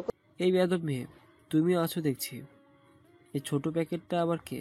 সে যাই হোক, আমি কোনো সুই দিব না। আর তোমার কথা কেন শুনবো? আমি ডাক্তার নিই নাকি? যাও। কবিতা হেহে করে হেসে বলল, হবু ডাক্তারনি, 1 বছর পর পার্মানেন্ট হবে। আপনি নিশ্চিত হতে পারেন মরবেন না, তবে পাগল হলেও হতে পারেন। শেষের কথাটা মিনমিনিয়ে বলল। নীরব অবাক হলো। কিছু বলবে এর আগে মৃদু ব্যথায় আহ করে উঠল। স্বপ্ন কথা হাসছে। নীরবের অমনোযোগিতার সুযোগে ইনজেক্ট করে দিয়েছে। কথা নীরবের মুখ দেখে বুঝলো হয়তো লোকটা ইনজেকশনে ভয় পায়, তাই এই পন্থা অবলম্বন করেছে। এত বড় দামড়া ছেলে নাকি সামান্য শুয়ে ভয় পায়? নীরব তুলো নিয়ে সুই দেওয়া জায়গায় ঘষতে ঘষতে বলল, এখন আমার বিশ্বাস হয়েছে আপনি ডাক্তার নি, নইলে এমন জল্লাদ কেউ হইবার পারে? সে যাকে, আপনার ভিজিট ক্যান্সেল। ধন্যবাদ তো দিবই না, আপনি আর পিছু পিছু আসবেন না। Good bye. বলেই চলে গেল নীরব। তার মাথা ঘুরছে, মনে হয় এক্ষুনি চক্কর দেবে। এই ডাক্তারনি ইঞ্জেকশনে বিষ মিশিয়ে নিতে আবার, তাই বাড়ি গিয়ে ঘুম দিতে হবে। আবার ভাবলো বোনের বিয়ে, কত কাজ। কথা নীরবের বসা চেয়ারে বসে তার গমন দেখলো। ইস, লোকটা রাগ করলো কি? আচ্ছা, লোকটা কেমন বাচ্চা টাইপের, নইলে সুই দেখে ভয় পায়। ভাবতেই হেসে ফেললো। কবিতার স্বপ্নকে অন্য চেয়ারে বসিয়ে দিয়ে কথার সামনে দাঁড়িয়ে জাসুসি নজরে পর্যবেক্ষণ করে বলল, সিস, ডাল মে কুছ গড়বড় হ্যায়। নেহি, ডালে পুরাই গন্ডগোল। আমি কিন্তু ওই গুন্ডাটাকে দুলাভাই হিসেবে জীবনেও মানব না। আর এটা আমার বচন হ্যায়, আর মেরে বচন হি হ্যায় মেরে সচন। কথা চোখ ছোট ছোট করে বলল, এমন কিচ্ছু না। তো কেমন কিছু? কথা নীরবের শেষ বিম্ব দেখে বলল, I think something is happened in my inside. I don't know what, but it's feeling something. I can't say. Sis, you are gone totally mad. শতক, সুলতানা ও শফিউর রহমান বসে একটা রুমে সহস্র শবনম মাহিদের বিয়ের তোড়জোড় করছে। ওরাও যাবে, কিন্তু তার আগে গুরুত্বপূর্ণ কিছু আলাপ করতে চায় শতক। কাল বলা হয়নি বাবাকে। শতক ইশারায় মাকে বলল কিছু বলতে। শফিউর রহমান মা ছেলের ইশারা বুঝে বলল, যা বলার মুখে বল। ইশারায় কি বলছো? বলছি, মাহিদের বিয়ের পরদিন বড় ভাই আর ওরা চলে যাবে। তুমি সেই দিন বিকালেই মৈত্রী আর শতকের কথা তুলবে ভাইয়ের কাছে, বুঝেছ?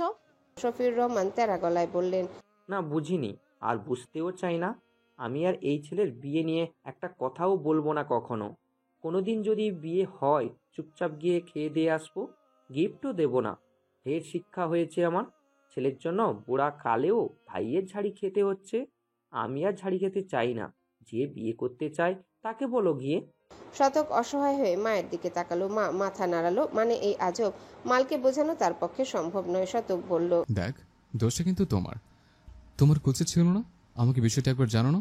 এখন যা হয়েছে, তুমি বড়ব্বার কাছে মৈত্রীর কথাটা বলবে। বড়ব্বা কোনো ঝাড়ি দেবে না, ভয় পেও না, আমি থাকবো। শফিউর রহমান ছেলের দিকে তাকিয়ে বলল, আমি ভয় পাচ্ছি না, আমি শুধু ঝামেলায় যেতে চাচ্ছি না। শতক হেসে বলল, তুমি যে ভয় পাচ্ছ না তা তোমার চেহারা দেখে বোঝা যাচ্ছে। হ্যাঁ, ভয় পাচ্ছি, খুশি।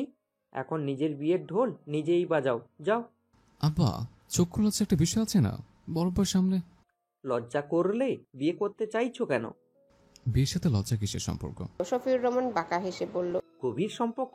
বিয়ে করতে চাইলে লোক লজ্জাকে গঙ্গায় ভাসিয়ে দিতে হয়। এখন বাপ হয়ে কি আমি আরো ভেঙে বলবো? শতকের চোখ মুখ লাল হয়ে গেল। এইভাবে কোনো বাবা বলে নাকি? সে মাকে বলল, মা, তোমার একদম উচিত হয়নি এই বদমাশ ছেলেকে বিয়ে করা। We deserve a better father. বলেই চলে গেল। শফিউর আহম্মক হয়ে গেল। সুলতানাকে বলল, কি বলে গেল তোমার ছেলে?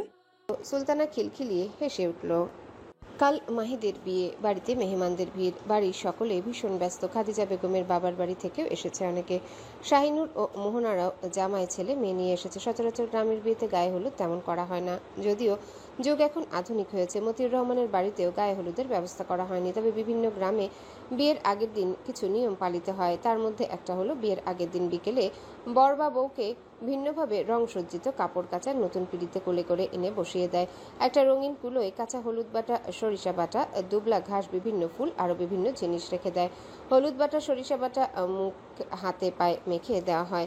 এরপর রঙে সজ্জিত পানি ভর্তি কলসে আমের পাতা দিয়ে বানানো ফুল টাইপ কিছু দেওয়া হয়। 7 জন 7টা হাত বর বা বউয়ের মাথায় রেখে তার উপরে সরিষার তেল ঢেলে কলসির পুরো পানি ঢেলে দেয়। বরের দুলাভাই আর বউ হলে ভাবি তাকে গোসল করিয়ে দেয়, সাথে মুড়ি ও গজা বিতরণ করে। এরপর সবাই একে অপরকে ভিজিয়ে দিয়ে আনন্দ মজা করে।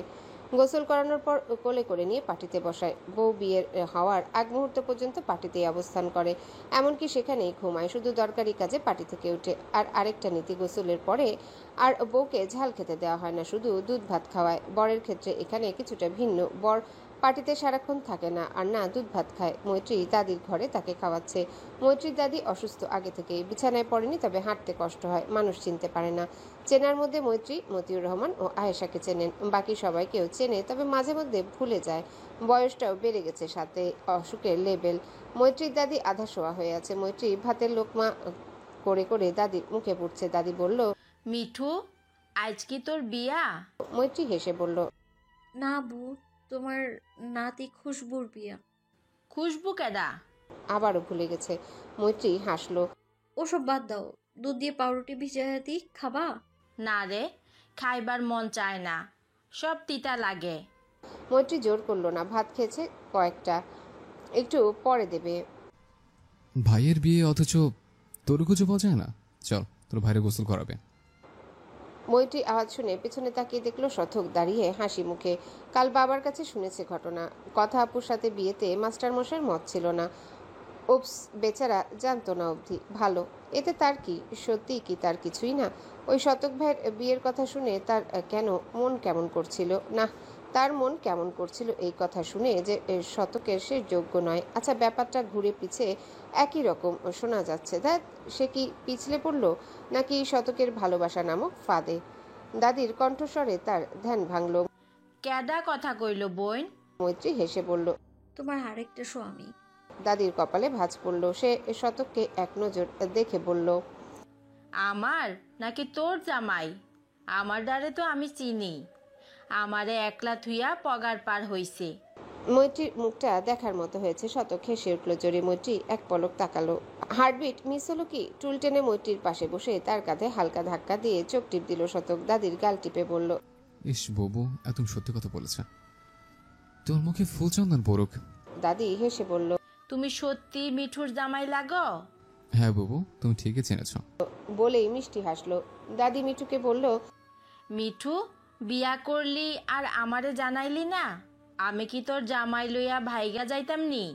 মৈত্রী শতককে চোখ রাঙানি দিল। শতক বুকে হাত রেখে হেসে গুনগুনিয়ে গাইল, ওই তোর মায়াবী চোখ কাজল হয়ে যাব। বলেই হালকা ওষ্ঠদ্বয় ফুলিয়ে চুমুর ভঙ্গিমা করলো। শতকের গানের গলা মাশাআল্লাহ, গম্ভীর কণ্ঠে গান অসাধারণ শোনা যায়। মৈত্রীর চোখ বড় বড় হয়ে গেল। বুঝলে ববু, তোমার নাতনি হিংসে হয় তার জামার দিকে কেউ নজর দিলে। দাদি হেসে উঠল। মৈত্রী এটো প্লেটটা দিয়ে শতকের হাতে বাড়ি দিল। দেখলে তোমার জল্লাদ নাতনির কারবার? কই জামাইকে আদর করবে, চুমুটো খাবে, তা না, জামাইকে প্লেট দ্বারা আহত করছে। মৈত্রী লজ্জা পেল খানিকটা। সে বলল, তুমি তুমি একটা জাতা। বলেই উঠে চলে গেল। শতক তার গমন পথে তাকিয়ে দেখলো মৈত্রীর হেলে দুলে যাওয়া। ইস, এভাবে কেউ হাঁটে? মনে হচ্ছে তার ভিতরে জ্বলছে কিছু। হঠাৎ মৈত্রী থেমে গেল কি মনে করে, দরজায় হেলান দিয়ে আয়েশি ভঙ্গিতে দাঁড়িয়ে বলল, মাস্টারমশাই আজ পহেলা বৈশাখ, জানেন তো নাকি? তারপর মৈত্রী গুনগুন করে হালকা বেসুরা গলায় বলল, হাওয়া কেন আজ হয়েছে মাতাল, কানে কানে বলে, আছে যত সুখ ভরে দেব আজ তোরিয়া চলে। মন কেন আজ মেলেছে ডানা, উড়েছে আকাশে, আমি বদলে গেছি এক পলকে। বলেই খিলখিলিয়ে হেসে দৌড়ে চলে গেল মৈত্রী। শতক তার বেসুরো গলায় গান শুনে মুখ কুচকে ফেললো। তারপর হঠাৎ গানের লিরিক্সটা আপন মনে বিড়বিড় করতে লাগলো। আচ্ছা, হঠাৎ এই গানের মিনিংটা কি দাঁড়ালো? কিছু বুঝতে পেরে সে বুবুকে আসছি বলে মিঠুকে ডাকতে গেল। মিঠু, শুনে যা। মিঠু। ঘর থেকে বেরিয়ে এসেও পেল না। উঠোনেও গিয়ে দেখলো নেই। আকিব শতককে দেখে বলল, শালাবাবু, কই উড়ে বেড়াও? তাড়াতাড়ি মাহিতকে কোলে নিয়ে পিড়িতে দাঁড় করিয়ে দাও জলদি। শতক হেসে বলল, দুলাভাইও কোনো 4-5 বছরের বাচ্চা না যে, দুলাভাই ও কোনো 4-5 বছরের বাচ্চা না যে বললেন আর কোলে নেব। এই বইদের সারকে কোলে নিতে পারবো না, আপনি নিন। আর আপনার তো পাঠালাহান শরীর, আমি কোথায় চুনোপুটি। আমি কারো কোলে ওঠার জন্য লাফাইতাছি না, আমি হেঁটেই যেতে পারি। আল্লাহ পাক 2টা পা দিয়েছে কিসের জন্যে? না ভাই, রীতি ইজ এ রীতি। তোমার ভাঙন করতে পারো না, এতে পাপ হবে, পাপ। বলেই আড়াআড়িভাবে তওবা করলো। আকিব হেসে বলল, ছোট শালাবাবু ঠিক কথা বলছে। শতক, নাও না কোলে, আমি অনেক ক্লান্ত। শতক, তুই নে না, তো দুলাভাই এমনিতেই দুর্বল, কখন পড়ে যাবে ঠিক নেই। সহস্র দুলাভাইয়ের কানে কানে বলল, দুলাভাই আপনি দুর্বল, চিন্তা করবেন না। আর নয় হতাশা, আর নয় দুরাশা, নুরানি ইউনানি চিকিৎসা। সহস্র আর বলতে পারল না। আকিব তার মুখ বন্ধ করে দিয়েছে। শালা বউ মিলে তার মান ইজ্জত শেষ করে দিবে। শতক লুঙ্গির গিটটা শক্ত করে বেঁধে মাহিদকে কোলে নিয়ে বলল, শালার কপাল আমার, বউ করোনার বয়সে শালারে করে নিতে হচ্ছে। মাহিদ আফসোস করে বলল, বিয়ে ভেঙেছে বলে দুঃখ পাচ্ছিস? থাক, কান্দিস না। বলেই হেসে উঠল, সাথে যোগ দিল সবাই। তখনই মৈত্রীর আগমন ঘটল। শতক মৈত্রীর দিকে তাকিয়ে মুচকি একটা হাসি দিয়ে জোরে গেয়ে উঠল, না রে না, আর তো পারে না, মন আমার নাচতে না বোধ একজনের হৃদয়। বলতে বলতেই থেমে গেল। মা, চাচি আর আত্মীয় স্বজনের চক্ষু জোড়া তার দিকে তাকিয়ে সে লজ্জা লুকাতে তাড়াতাড়ি পা চালালো। সকলে হেসে উঠল উচ্চস্বরে। সন্ধ্যাবেলা সবাই ব্যস্ত, কেউ কেউ টুকটাক কাজ করছে, আবার কেউ কেউ আড্ডা দিচ্ছে। আড্ডা বলতে সংসারের আলাপ, বাচ্চা কাচ্চাদের পড়াশোনা, ছেলের বউ, মেয়ে জামাই ইত্যাদি। ড্রয়িং রুমে আড্ডা দিচ্ছে সব ভাই বোন। মাহিদের গোসলের পর অনেক মজা হয়েছে। মতিউর রহমান একটা লাগেজ এনে বলল, এই লাগেজটা মেম্বার বাড়ি পাঠাইতে হইব, আপনাদের মধ্যে কেউ যাবেন? সহস্র এসব ব্যাপারে আগে। বড় আব্বা তুমি চিন্তা করিও না, মেহুনা সব সহি সামলাত পাঠিয়ে দেব। মতিউর রহমান হেসে চলে গেল নিজের রুমে। সহস্র বলল, আমার সাথে কে কে যাবে? এই মিঠু চল, বিআই সাহেবের পকেট খালি করে আসি। মিঠু হেসে বলল, তাহলে রেডি হয়ে আসি। শতকের চোয়াল শক্ত হয়ে এলো। সে বলল, এক থাপ্পড়ও দাঁত ফেলে দেবো। পা ঠিক হয়নি ভালোভাবে, আর উনি ঢ্যাং ঢ্যাং করে বিয়ে আর পকেট খালি করবে। হাজার ও যাবে না। মৈত্রীর মুখে অমাবস্যা নামলো। তার পা ঠিক আছে, হাঁটতে পারে, দৌড়াতেও অসুবিধা হয় না। ওই 1000 যার পকেট খালি করবে সে চিটপটাং। মানে? কবিতা হাসি মুখে ধীরে ধীরে বলল, যেন বড়রা না শুনতে পায়। সকাল গুন্ডাটা বাইক অ্যাক্সিডেন্ট করেছিল, কিছুটা ইনজুরিও হয়েছে। আমিও সিস উপস্থিত ছিলাম। সিস নিজে তার চিকিৎসা করেছে। কথা জড়সড় হয়ে গেল। এই কবিতার মুখে কিছুই আটকায় না। সবাই কি ভাববে? কেউ কিছু ভাবলো না, নর্মালি নিল। জিজ্ঞাসা করলো কিভাবে হয়েছে। কবিতা বলল, অত শত জানে না। এখন দেখি আমারই লস, রোগী দেখতে তো খালি হাতে যেতে পারি না। 1 সেকেন্ড, ওরা জানেই না যে আমি জানি। কিছু নেবে না। আর কেউ যাবে আমার সাথে? কথা চট করেই বলল, আমি যাই। বলেই কেমন যেন মনে হলো, সবাই কি ভাববে। তার যেতে ইচ্ছা করছে। সারাদিনের হয়েছে লোকটার কথা ভুলেই বসেছিল।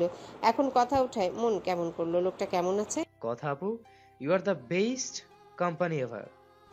ভাই পাম্প কম মার, হবু ডাক্তার মানুষ, ফেটে না যায়। দেশের খনি এরা। কথা হাসলো। কবিতা বোনের দিকে সরু নজরে তাকিয়ে। কথা তাকে পাত্তা দিল না। যাক বাবা, লোকটাকে একটু দেখা যাবে। তালুকদার বাড়িতে তেমন একটা হইচই নেই, হবেই বাকি করে। কাল মেয়ের বিয়ে, অথচ আজ ছেলেটা অ্যাক্সিডেন্ট করে বিছানায়। নীরা ছেলের কাছে বসে আছে, মাথায় হাত বুলিয়ে দিচ্ছে আর বকছে কেন দেখে শুনে গাড়ি চালায়নি। নীরব কিছু বলল না। মায়ের বকুনি ভালো লাগছে। একটু আগে বোন এসে এক দফা কেঁদে ভাসিয়ে গেল, সেটাও ভালো লেগেছে। কেন জানে না। কালকে আদরের বোনটা শ্বশুর বাড়ি চলে যাবে। ভাই বলে কে শাসন করবে? ছোটুর নামে নালিশ কে নিয়ে আসবে? কলেজে ছেড়ে আসতে বায়না কে ধরবে? বোনকে সে খুব মিস করবে। তবে সে খুবই খুশি বোনটা ভালো জীবনসঙ্গী পাচ্ছে, সাথে ভালো পরিবারও। এরই মধ্যে দরজায় কেউ কড়া নাড়ছে। নীরা বলল, কে? মা, আমি শান্ত। আপুর দেবর আর ননদ এসেছে, ভাইয়াকে দেখতে চাই। নীরব ভাবলো মৈত্রী এসেছে হয়তো। সে মাকে ইশারায় বলল আসতে দিতে। নীরা আসতে বললে সহস্রর কথা ভেতরে ঢুকলো। সহস্র হেসে বলল, ভালো আছেন আপনারা? আসলে আমরা লাগেজ দিতে এসেছিলাম, শুনলাম নীরব ভাই অ্যাক্সিডেন্ট করেছে, তাই দেখতে এলাম। আগে জানলে ফলটল কিছু অবশ্যই আনতাম, এমন খালি হাতে কেমন যেন লাগছে। বলেই মনে মনে তওবা কাটলো। নীরা খুশি হলো। নীরব বলল, মিথ্যা ভালোই বলতে পারো। সহস্রের চোখ বড় বড় হয়ে গেল। ধরে ফেললো নাকি? সে আমতা আমতা করে বলল, মিথ্যা বললাম কিভাবে? নীরব আধা শোয়া হয়ে বলল, ওই ডাক্তারনি ম্যাডাম জানে তো বলে নাই তোমারে, ওই তো চিকিৎসা করছে। সহস্র মাথা নাড়ল, মানে জানে না। কথা হাসলো, ফান্দে পড়িয়া সহস্র কান্দে রে। নীরা বলল, তুমি ওরে চিকিৎসা দিছো? কথা মাথা নেড়ে বলল, জি আন্টি, আমি করেছি। আপনার ছেলে তো আহত হয়ে মোটাওয়ালার সাথে মারামারিতে ব্যস্ত, শরীরে জখম, কপাল কেটে রক্ত পড়ছে, তার খেয়ালই নেই। আমি কতবার ডাকলাম, এলোই না। শেষমেশ টেনে অনুরোধ করে এনেছি। ব্যান্ডেজ করার পর ইঞ্জেকশনও দিতে চাইছিল না, আমি কৌশলে দিয়ে দিয়েছি। নীরা পুনরায় ছেলেকে বকতে লাগলো। নীরব আর নীরব না থেকে কথাকে ধমক দিল, আপনাকে এখন এসব বলতে হলো? মুখটা বন্ধ রাখা যেত না? তুই কে বকছিস কেন? আসুক তোর আব্বা, সব বলে দেব। আর তোমাকে কি বলে যে ধন্যবাদ দেব? আর এই হতচ্ছাড়াটা মানুষ হলো না, একে নিয়ে আমি কি যে করি। আন্টি বিয়ে দিয়ে দিন, বউ আসলে তার ঝাড়ি খেয়ে একদম সোজা হয়ে যাবে। বড় আব্বা বলে আমার আব্বাও একটু একটু দুষ্টুমি করতো, তারপর বিয়ে দিয়ে দিল, এখন শুধরে গেছে। কথা সহস্রের হাতে খোঁচা দিল। এই পাগল ছেলে কখন কি বলে। নীরব বলল, তাহলে তুমি কেন করছো না বিয়ে? আমি তো চাই, কিন্তু ভাগ্য সহায় হচ্ছে না। আফসোস করে বলল। কথা বাড়াতে দিল না। রাতে বাহানা দিয়ে চলে গেল। যাওয়ার আগে এক পলক নীরবের দিকে তাকিয়ে দেখলো গভীরভাবে। গরমের রাত, তার উপর বিদ্যুৎ নেই, পরিবেশটা শুনশান। খানিকটা বেলুনাকার চাঁদ জ্যোৎস্না ছড়াচ্ছে মোহময়। মেঘমাল্লার অনুপস্থিতিতে তারকারাজি সমস্ত আকাশের তনু জুড়ে মিটমিট করে আলো ছড়াচ্ছে। ধরণীয় থেমে নেই। প্রকৃতির এক অনন্য রূপ দেখিয়ে নিজেও জ্বলছে। আশেপাশে অন্ধকারে ধানের ক্ষেত্রে ঝোপঝাড়ে জোনাকির ঝাঁক সেই অনন্য ঝলকানি স্বরূপ। রাতের পোকার ডাক শোনা যাচ্ছে, সাথে দূর থেকে মৃদু আওয়াজে ভেসে আসছে কুকুরের ডাকের ধ্বনি। সব মিলিয়ে পরিবেশটা মনোমুগ্ধকর। বিয়ে বাড়িতে সবাই কাজ সেরে দেরিতে ঘুমানোর ফলে গভীর নিদ্রায় আচ্ছন্ন।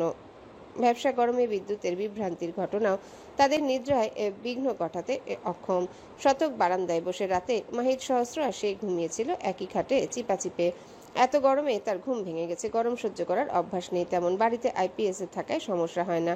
রাতে বাড়িতে গেলেই ভালো হতো, কি দরকার ছিল চিপায় ঢুকার। তবে এই রাতের পরিবেশটা তার মন ভালো করে দিয়েছে। সে বসেই রইল। হঠাৎ তার কানে একটা অদ্ভুত শব্দ এলো। সে শব্দের উৎস খুঁজতে গিয়ে দেখলো আওয়াজটা দাদির ঘর থেকে এসেছে। দাদিকে তো রাতে ঘুমের ওষুধ দেওয়া হয়। দাদির ঘরে কে কে ঘুমিয়েছে সে ভাবলো গিয়ে দেখবে, কিন্তু ভেবে দেখলো না এত রাতে যাওয়া ঠিক হবে না। কে নাকে ঘুমিয়ে আছে। সে সরে আসতে নিলে মেয়েলি চাপা হাসি ভেসে এলো। শতকের টনক নড়ে হাসিটা তার খুব চেনা। ভালো করে শুনে দেখলো একা নয়, আরো কেউ আছে। এত রাতে কি করছে? হাসির আওয়াজের সাথে আরেকটা শব্দ আসছে, ক্ষীণ। কেমন শব্দ? সিনেমাতে কপতিরা যখন একে অপরের ওষ্ঠের মাঝে মত্ত থাকে তখন যেরকম চুচু ধ্বনি হয় সেরকম। শতকের হাত পা ঠান্ডা হয়ে গেল। ভিতরে কি হচ্ছে? অজানা আতঙ্কে তার হৃদস্পন্দন অস্বাভাবিক হারে বৃদ্ধি পাচ্ছে। সে কি দরজা খুলে দেখবে নাকি পালিয়ে যাবে অনাকাঙ্ক্ষিত ঘটনার সম্মুখীন না হওয়ার জন্য? সে দুরু দুরু পায়ে এগিয়ে গেল। টি শার্ট উঁচিয়ে বুকে থুতু দিল। দাদির ঘরের দরজা সারাক্ষণ খোলা থাকে। বুড়ো মানুষ কখন কি হয়। শতক দরজা খুলে প্রায় নিঃশব্দে। অল্প আওয়াজ হলো, কিন্তু রুমে থাকা মানবগুলো ঠাহর করতে পারল না। তারা নিজেদের কাজে মগ্ন। শতক অন্ধকারে আবছা আলোয় দেখলো কাঁথা মুড়ি দিয়ে আছে দুজনে। ভিতর থেকে মৃদু আলো আসছে। কিসের আলো সেটা ভাবলো না শতক। ভাবলো এই গরমেও কাঁথা মুড়ি দিয়ে আছে আর নড়াচড়ার শব্দ আসছে। শতক ভাবলো সে যা ভাবছে তা যেন সত্যি না হয় কদাপি। সেও 99% বিশ্বাস করে সে যা ভাবছে মিথ্যা। তবে 1%-এর আশঙ্কাজনক উত্তেজনায় সে ঘেমে একাকার। সে আর অপেক্ষা করল না, চট করে কাঁথা সরিয়ে দিল মানবদ্বয়ের উপর থেকে। তারপর মানবীদ্বয়কে দেখে তার চোখ শীতল হলো। তবে তাদের হাতে থাকা ফোন ও ফোনের স্ক্রিনে থাকা দৃশ্য দেখে তার চোখ কপালে। সে খপ করে মোবাইলটা কেড়ে নিল। মৈত্রী ও হুমায়রা ফোন দেখছিল ধ্যান মন দিয়ে। এভাবে শতকে সে তাদের ধরে ফেলবে কল্পনাতীত ছিল। ছিছি, লজ্জাকর পরিস্থিতি। হুমা লজ্জা পেয়ে কাঁথা টেনে আপাদমস্তক ঢেকে দাদির দিকে মুখ ঘুরিয়ে রইল। বাইরে কেউ শহীদ হলেও এই মুখ বের করবে না। মৈত্রী পড়ে গেল বিপাকে। সে কোথায় লুকাবে? হুমাটা পুরো কাঁথা নিয়ে নিল। সে শতকের দিকে তাকালো। আবছা অন্ধকারে শ্যাম মুখটা তেমন স্পষ্ট না। গালে থুতনিতে চাপা দাড়ির জন্য আরো অন্ধকার লাগছে। সে কি লজ্জা থেকে বাঁচতে খাটের নিচে লুকিয়ে পড়বে? শতক কিছুক্ষণ তাকিয়ে চাপা স্বরে হিসিয়ে বলল, কাল দেখছি তোদের, এখন রাত বলে বেঁচে গেলে। বলেই চলে গেল রুম থেকে। মৈত্রী বিষণ্ণ মুখে বসে রইল। কাল কি হবে? তাদের পিটিয়ে তক্তানা বানিয়ে দেয়। সে দিক একটু সহ্য করে নেবে, কিন্তু বড়দের কানে গেলে মান সম্মান আর কিছুই থাকবে না। তার মুখটা কাদো কাদো হয়ে এলো। শুয়ে পড়বে তখন মনে পড়লো ফোনটা শতক ভাইয়ের হাতে। ও আল্লাহ, শতক ভাইয়ের কাছে তার ফোনের লক খোলা 1-2 ব্যাপার। সে তড়িঘড়ি করে বিছানা থেকে নেমে বাইরে বেরিয়ে এলো। দেখলো শতক টিনের গেট খুলে বাইরে বেরিয়ে গেল। মৈত্রী কোনো চিন্তা না করে শতকের পিছু পিছু বের হলো। তার ভয় করছে। বাড়ির একটু দূরে গিয়ে শতক বুঝতে পারলো কেউ তার পিছনে। সে ঘুরে দেখলো মৈত্রী। এই তুই এখানে কেন? যা ভেতরে ঘুমিয়ে পড়। ধমকেই বলল শতক। মৈত্রীর তনু হালকা কেঁপে উঠল। শতক ভাই কখনো তার সাথে এমন ধমকে কথা বলেনি। তবুও সে গেল না, ঠায় দাঁড়িয়ে রইল। কথা কানে যায়নি, যা বলছি মার খাবি মৈত্রী। তবুও গেল না মৈত্রী। তার চোখে অশ্রু অন্ধকারে সেটা দেখতে পেল না শতক। শতক বুঝলো এই 1 নাম্বার ঘাট তারা এখন যাবে না, কিন্তু কেউ দেখে ফেললে সর্বনাশ। কথা বানাতে সেকেন্ড লাগবে না। বাড়ি ভর্তি মানুষে মৈত্রীর কোনোই চেপে ঝোপের ধারে গেল। এখানে বেশ অন্ধকার, কেউ ঠাউর করতে পারবে না তেমন। সে ধীমকণ্ঠে ক্ষোভ ঝেড়ে বলল, কি চাস কি তুই? মৈত্রী চোখ পিটপিট করে বলল, শতক ভ্রু কুচকে ফেলে। এই রাতে ফোনের জন্য এসেছে। ফোনে আর কি আছে? যা, আর পাবি না ফোন। মৈত্রী অনুরোধ করলো, শতক ভাই প্লিজ, আর হবে না, দিয়ে দাও প্লিজ। না, দেব না। বড়ম্মা বড়ব্বাকে জানাই তোর কীর্তিকলাপ। শতক ভাই প্লিজ বলো না, আর হবে না তো। আর আমরা তো শুধু মুভি দেখছিলাম। শতক হাত ঝটকায় সরিয়ে দিল। পুরো মুভি রেখে তোরা শুধু ওইটুকু দেখছিলি কেটে কেটে? লজ্জা করছে না ফোনের কথা বলতে? মৈত্রী খানিকটা রেগে গেল, তবুও শান্তভাবে বলল, বারবার দেখিনি, শুধু 3 বার দেখেছি। সেটা আবার গলা বাড়িয়ে বলছিস? লজ্জা করলো না? সাথে হুমাও ছিল, ও ছোট না? সরি বললাম তো। আর তুমি এমন ভাবে বলছো জানো তোমরা কখনো দেখোনি টাইটানিক। আর হোমা, ও তো অতটাও ছোট নয়, ও এই মুভি দেখবে বলেছিল। আর তুই তো দুধে দেওয়া তুলসী পাতা। ও বলল আর তুই সঙ্গ দিলে। আর আমি দেখেছি টাইটানিক অনেকবার, তো রোমান্টিক সিন স্কিপ করে গেছে। আর তোরা এখানে নাক টিপলে দুধ বেরোয়। শতক ভাই ফোন দাও বলছি। দেব না, কি করবি? মৈত্রী খানিকক্ষণ ভাবলো, তারপর হাসি মুখে বলল, বাবাকে বলে দেবো তুমি আমায় কি কি বলেছো। প্রমাণস্বরূপ তোমার দেয়া গিফটও দেখাবো। শতক পকেটে হাত রেখে মৈত্রীর দিকে ঝুঁকে বলল, খুব উপকার হয়। বলছে থাকা দায়, আর বোটও থাকতে পারছে না, বুঝলি? কি সব দেখে বেড়ায়। মেয়েটা হয়ে গেলেই এর থেকেও ডিপ রোমান্সিক লাইফ দেখাবো, আই সোয়ার। মৈত্রীর কান গরম হয়ে গেল। সে তড়িঘড়ি করে বাড়ি ফিরে এলো। শতক হেসে তার পিছু পিছু এলো গুনগুন করতে করতে। বাড়িতে ঢুকে যে যার কামরায় চলে গেল। কেউ খেয়াল করলো না বাইরে টয়লেট থেকে কেউ বেরিয়ে তাদের একসাথে দেখে অবাকের চূড়ায়। হ্যালো বন্ধুরা, পরবর্তী পার্ট খুব তাড়াতাড়ি আসবে, তো সবাই অপেক্ষায় থাকো। আর চ্যানেলটি যারা এখনো সাবস্ক্রাইব করোনি তারা পরবর্তী পার্ট দেখার জন্য চ্যানেলটি সাবস্ক্রাইব করে রেখো। ধন্যবাদ সবাইকে, আমাদের সাথেই থেকো।